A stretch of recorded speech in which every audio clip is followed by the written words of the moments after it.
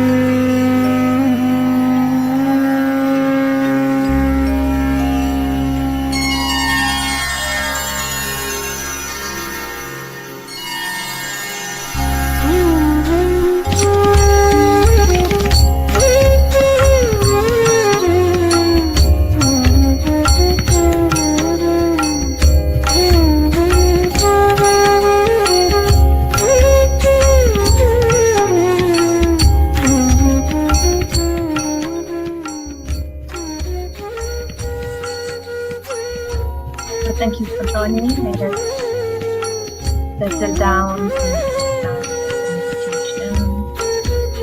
Feel up down slow, show yourself energy.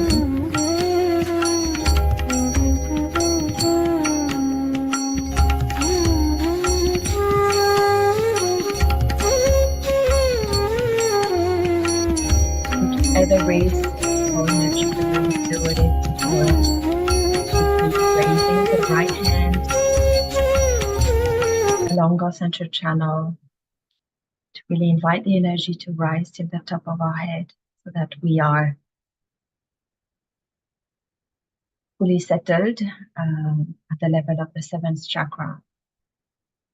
And humbly in our heart, pray to our motherly divine sacred energy within, or to Mataji, to allow us to experience the deep state of meditation as we meditate here together for a little while. So today's we're coming close to also the birthday of Mataji, and so I thought it's a great chance to focus on that power a bit more. I mean, on this energy, sacred energy, and on Mataji herself. For many of the practitioners around the world, Mataji is actually like the embodiment of that sacred energy within. It's not something we want people to believe blindly, but just to open their heart to this possibility that Mataji had really special powers, and that's how she could also awaken the energy en masse. So throughout this meditation, we'll focus on that life force within, on Mataji herself, which is, we have a photograph of in front of us. So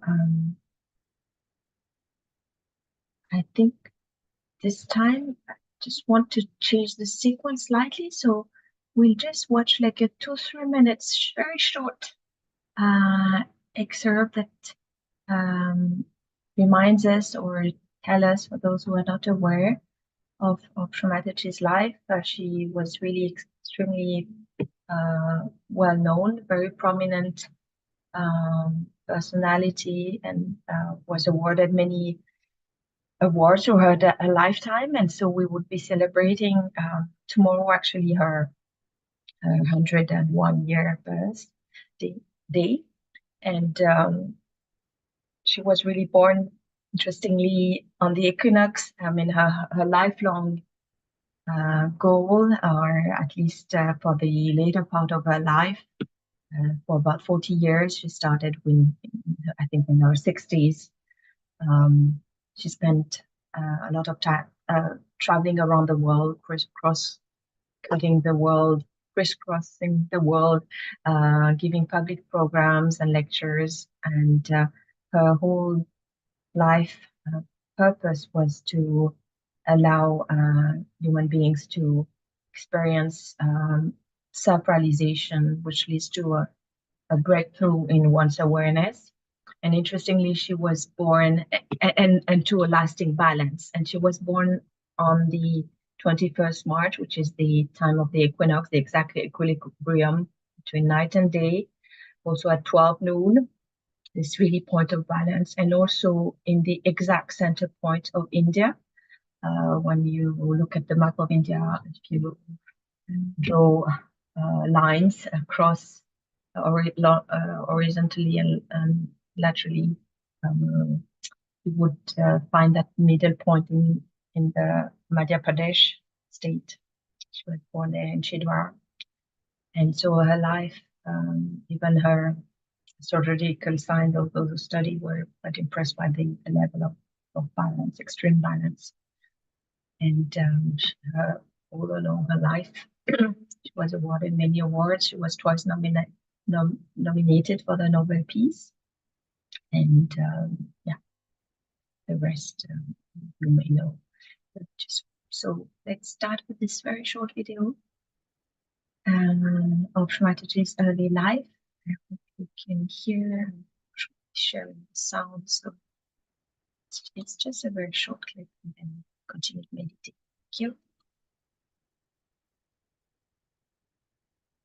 In the middle of the 20th century, India achieved independence and freedom from those who had ruled her for 300 years.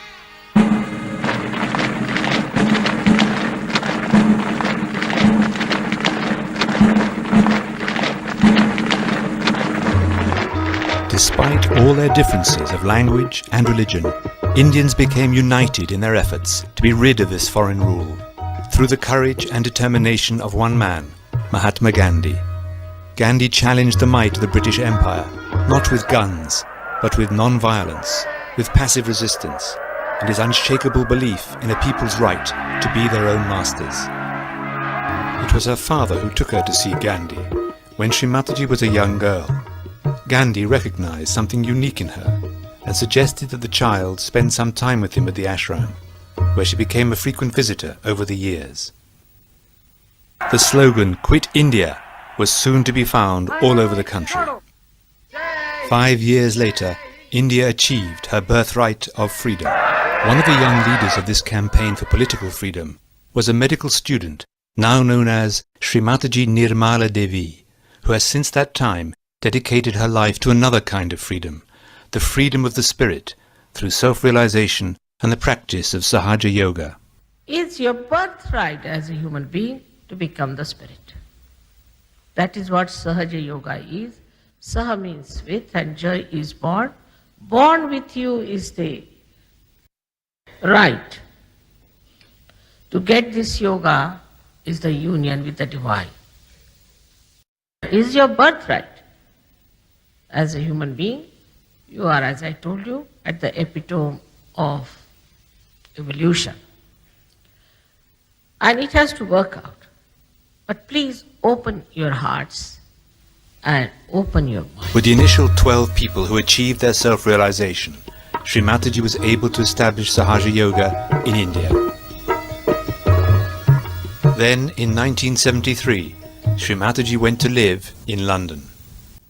I was telling you about how Her husband, Mr., now Sir C.P. Srivastava, had been elected Secretary General of the International Maritime Organization, an agency of the United Nations.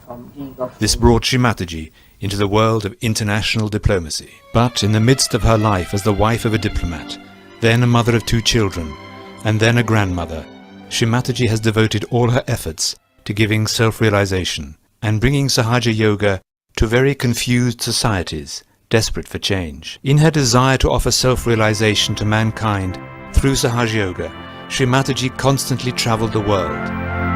Actually, I was born like this, in a very enlightened family, I should say.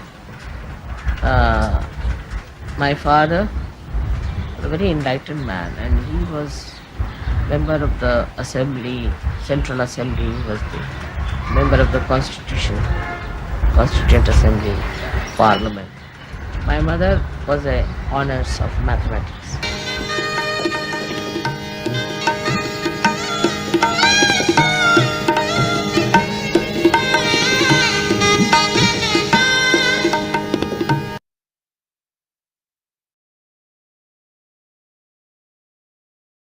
In the middle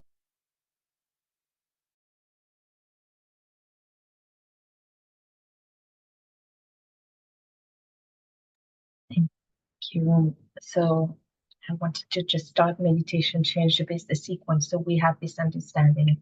It's a reminder of Mataji's really worldly achievement, I should say, and really the significance of her life and her mission, quote unquote. So with that understanding and with that gratitude, to celebrate Mataji's 101-year birth anniversary, let's get into deep meditation. And in a short while, I'll also have another video really of Mataji's teaching about opening our heart, also to her message throughout her life. Her aim, her goal was also to help yogis, practitioners, and she had a special place in our subtle body as well. As I was saying, that for many of the practitioners, she's the embodiment of the primordial energy, but it's really not something we want people to believe blindly, but just to open yourself to this hypothesis and just experiment through the meditation. When you focus on this nurturing motherly energy within, you can also open your heart to placing Mataji in your heart, and that would really often greatly strengthens your yoga, your connection, because it's also helping us open more our seventh chakra, the Sahasrara chakra, which is the integration. So let us start, or let us continue to meditate for a little while more in silence, with our attention within ourselves. Let's close our eyes and have that desire strongly in our heart that we may be able to go deep and reach a deep state of meditation where we really can recenter ourselves and draw on that storehouse of vibrations within, energy, from the attention in our heart where resides the spirit. Let's raise our attention to the top of the head, the level of the seventh chakra, which is really the seat, the place where the yoga occurs between ourself and the all-pervading energy, this union with this sacred cosmic energy, primordial energy. And let us quieten our mind. Let's leave aside any thoughts we may have, any disturbing emotion, and let's try just to dissolve as if we are a drop in the ocean. Let us be immersed in the love, compassion of our Sacred Mother.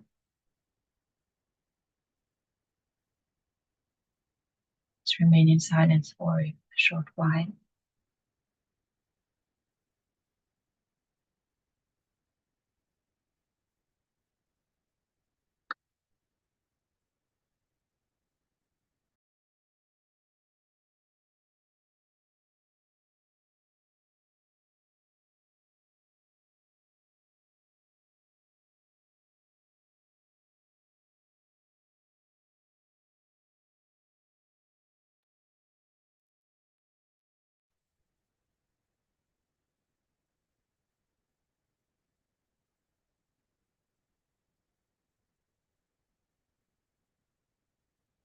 Let's invite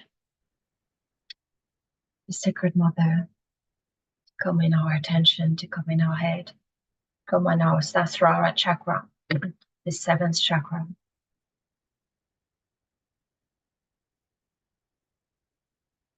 And let's simply pray that, oh Mother, let my heart be cleansed. May I be worthy of your presence in my seventh chakra, to open that chakra more and more, so that we are really one with this primordial energy. So that anytime throughout the day we are fully in balance, and we can always make the best decision, take the right action, have the right thoughts or reaction. But at this moment, just be able to absorb as much energy as possible, to receive.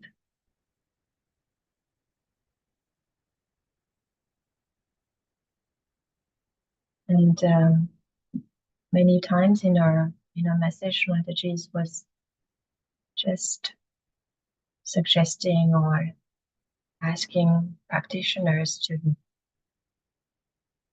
make a little place for her in our heart, so that she can be there and work it out for us. So it's just let us just be open and cooperate with that process, by not interfering, by not thinking, by not reacting, so that we can imbibe more of that energy. And we'll listen to a short excerpt of a speech where Mataji refers to that, precisely that process. We open our heart. So let's continue to meditate with our attention on that speech, short speech. We will not listen to the whole. But still you have to have no fear in your mind. Trust. You trust yourself and trust others. First of all, try to trust yourself. If you have made mistakes, you have to say, yes, I have made mistakes. All right. So what? Trust yourself that you can correct yourself also. Trusting doesn't mean blind ego trip. It does not mean that. Trust means that, yes, I can correct myself. I can improve. I can do better. Some people think that if you trust yourself, then you should never confess anything that you have done wrong. That you should never say that it was wrong and I can correct. This is a wrong idea. You have to trust yourself by saying that, yes, I have done mistakes. I have been doing wrong. I have been faltering, but I can correct. I have that strength within me. I can rise above all these things. I have that thing within me which I can use to my advantage.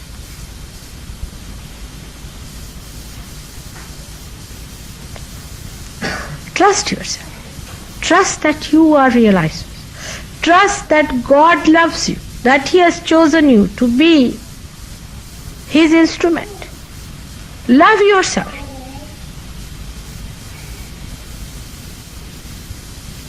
You are unique, no doubt. As it is human beings, every individual is a unique person. But after realization, you are definitely a unique person.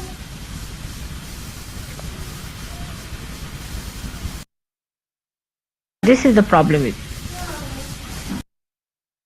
It would be something like throwing you in the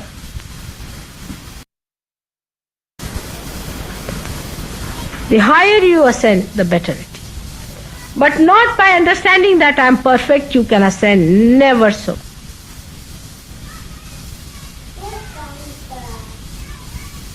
There's a story of a teacher and his student.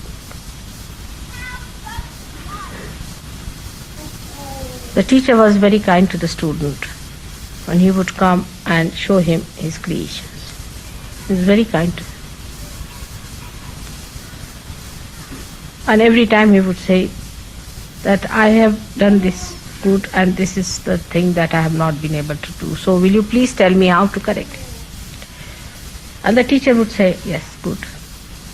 You better correct this part. Then do this. One day, the student came and said, now, this is perfect. He said, you are no more student now.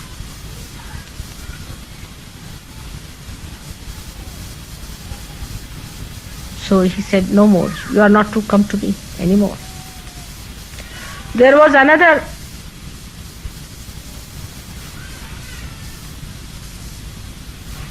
student who was coming every day and correcting himself. And he told to his teacher that today I think I can teach others but not yet perfect. He said, all right, you go and teach. The third one was a student who came and he was always trying to see what was the mistake and how he has to correct, and how he worked very hard, very assiduous, very hard working.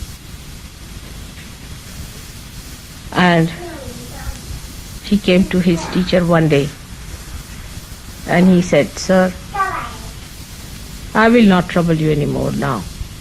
He said, true, now you take my seat.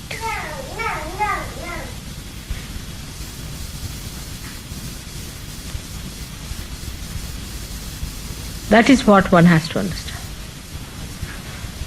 You ascend, you will become humbler. It is just the other way around people understand. You see, when they ascend, they think we have achieved some special powers. I don't know, suddenly self-certification starts, you see. I'm very good in spirituality, I'm very high up and all that. This self-certificate starts. And then it can reach such a point that suddenly you found you are on the earth again. This kind of thing is not the way it works out. Actually, the people who ascend, there are certain qualities that show on them. The first thing is your collectivity. How collective you are. With how many people you can carry on. At how many things you can laugh. That is one of the biggest qualities. The second quality is that how much you accept another's domination, who cuts down your collectivity. You must have your personality separate from everyone. If you allow others to cut your personality, say for example, there is a boss and you are the employee, and the boss is not realized soul and you are a realized soul. Or maybe both are realized souls. Take it like that. And one of them is ascending. Then he becomes humbler, he becomes better, there are congenial relationships. But to a point. He will never compromise with his boss when it comes to his ascent, to his collectivity, to his giving, to his doing things for others. On that point, he'll never have any domination, because how much you feel responsible about yourself is the second point. How much you are responsible to be there, to be a cell in the heart. Any cell that fails the heart.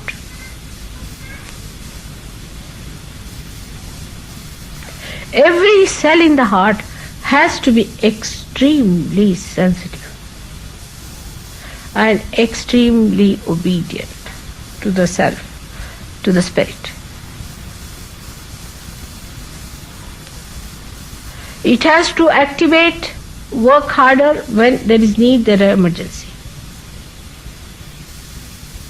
And it enjoys the most.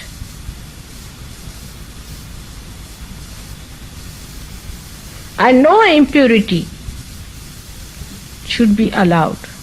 The third point now. As I told you, first is collectivity, secondly your responsibility. And third point is purity. Purity of your own heart, first of all. Of your own heart, about sincerity, cunningness. As I am saying this, you will be realizing that all Englishmen believe in the contrary. Nowadays, not olden times, but nowadays.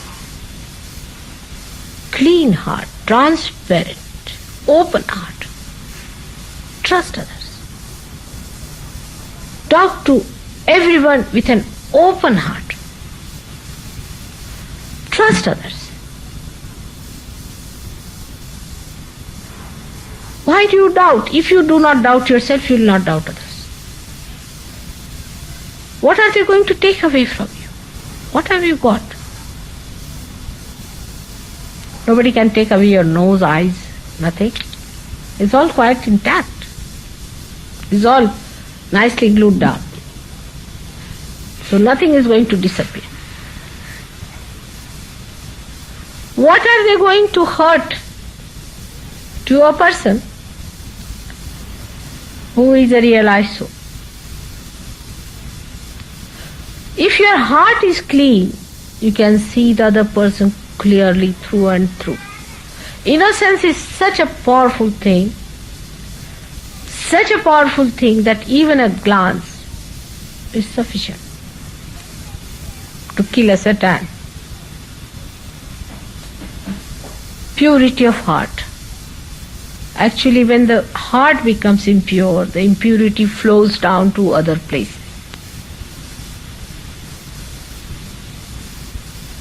It is not the other way round. It is from the heart. Many people believe that it's the body that becomes impure. I think it is the heart which becomes really impure, and then it starts trickling down to the body, and then it is residual there, it settles down there.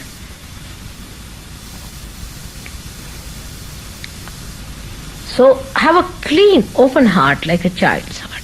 Open heart. What is there to be afraid of anyone? What is there not to trust anyone? What is there to be angry with anyone? Talk to everyone, shake hands with everyone, be nice to everyone. On the way you find somebody's difficulty, give him a hand. If somebody cannot sit properly or has a problem, you try to remove the problem. If the person cannot stand, give the place. Try to give from your clean heart. If your heart is not clean, it can never give.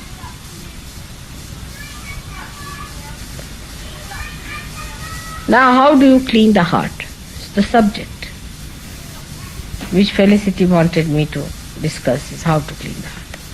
There's no broom available for that in the supermarket. There are no fairy liquids or anything to wash it down.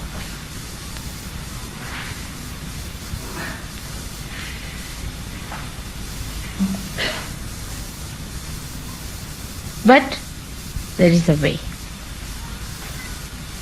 Allow your heart to be drenched in your mother's love. Just allow. See how much she loves you. I trust you. People laugh at me sometimes. Some of these saints who are supposed to be very great people, they can't understand how I trust you. They say that, oh,